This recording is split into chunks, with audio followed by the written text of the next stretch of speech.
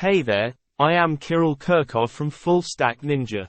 Today, we're going to talk about one of the most important concepts in Python programming, conditions and if statements. If you're new to programming or just starting to learn Python, you might be wondering what these are and why they're so important. Don't worry, we'll explain everything in a way that's easy to understand. In Python, conditions and if statements are used to test whether a certain condition is true or false. This is known as conditional logic, and it's essential for making decisions in your program. Let's take a look at an example. Say we have a variable called age and we want to check whether the person is over 18 years old.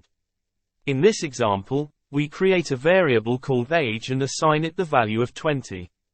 We then use an if statement to check whether age is greater than 18. If it is, we print a message to the console.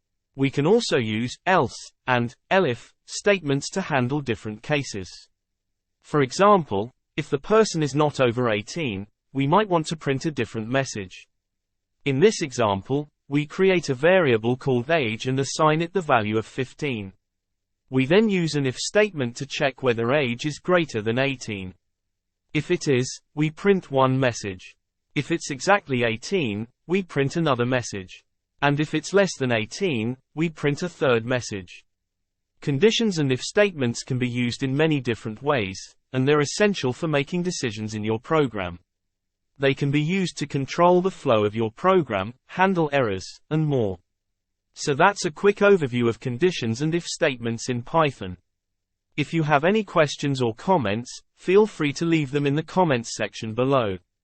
And don't forget to subscribe to our channel for more Python tutorials and videos. Thanks for watching, and happy coding!